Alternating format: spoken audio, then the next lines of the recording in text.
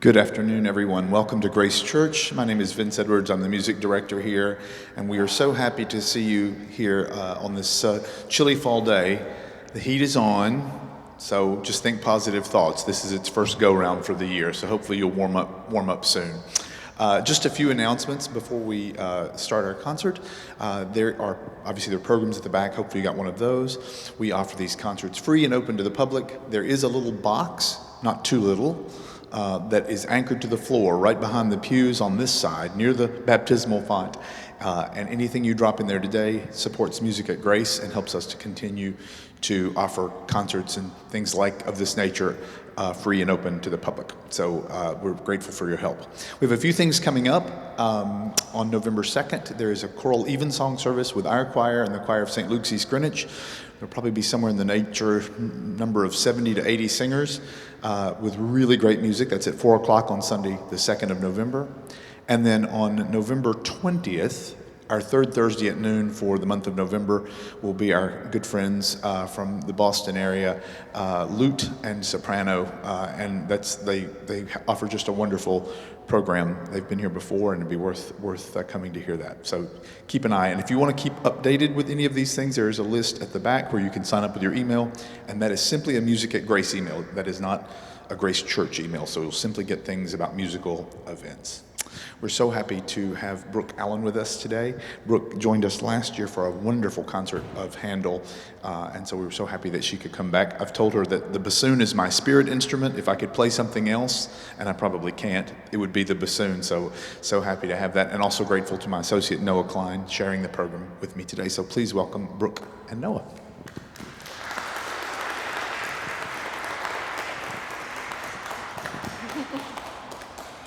Yes, thank you so much. I'm so pleased to spend this time with you. I have to say, most of the people I meet out in the wild, when I say I'm a bassoonist, they look at me with a very confused look, and they don't really know what a bassoon is. So I'm very pleased to introduce you to the bassoon. If you don't frequent a lot of bassoon recitals, it is a unique instrument. If we go back about 300 years to the 1720s, it was probably a very cool and modern instrument at that time. Vivaldi wrote 40 bassoon concertos, so we're going to start with Vivaldi. It's a great introduction to the sort of virtuosity of the instrument. Although today we're mostly a color instrument, a supporting role in the orchestra, Vivaldi really knew how to make the bassoon shine. We don't really know who Vivaldi wrote his concerti for, but I like to think that maybe in Venice 300 years ago, there was something of a Kenny G of the bassoon. It was very popular, and everyone loved the bassoon concerti of Vivaldi. So we hope you like this one. It's a C minor concerto. And thank you, Noah.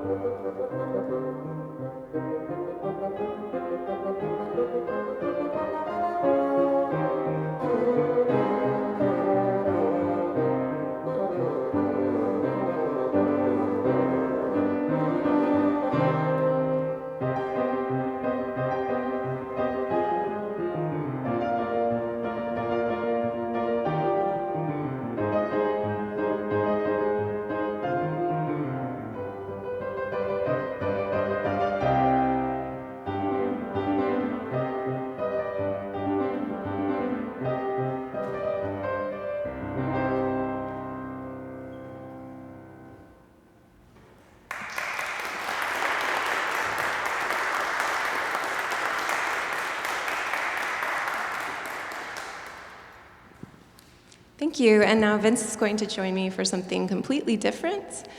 A lot of solo music for the bassoon is from the Baroque era because that's when the bassoon was new.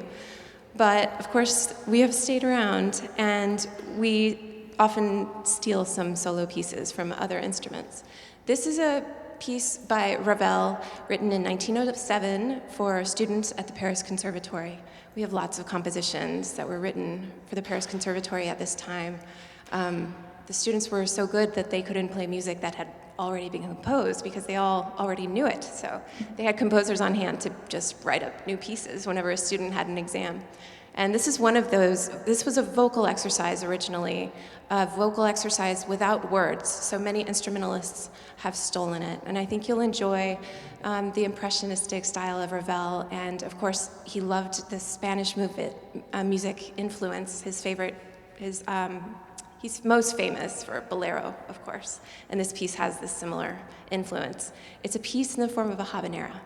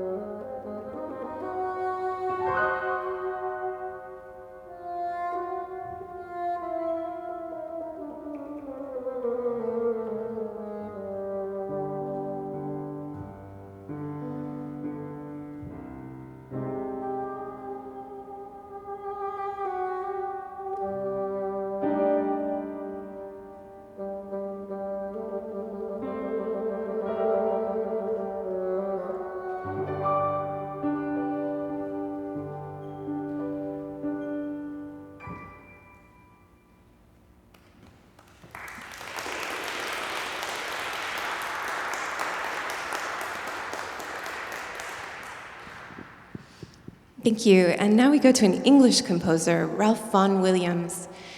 Vaughan Williams loved folk songs. He was known to travel around the countryside with a notebook transcribing the songs he would hear in small towns that had been just carried down for generations, unknown composers, of course.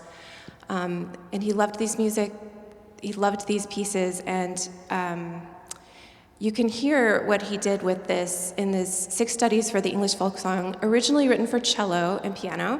I think it works well on a lot of instruments, and of course today you'll hear it on the bassoon.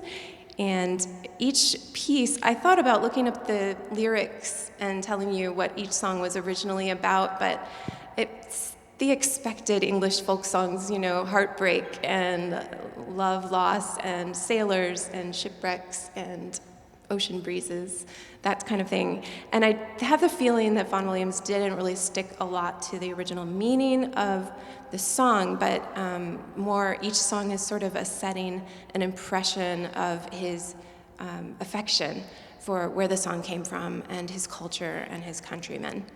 So I hope you enjoy these 6 folk songs set by Ralph Vaughan Williams.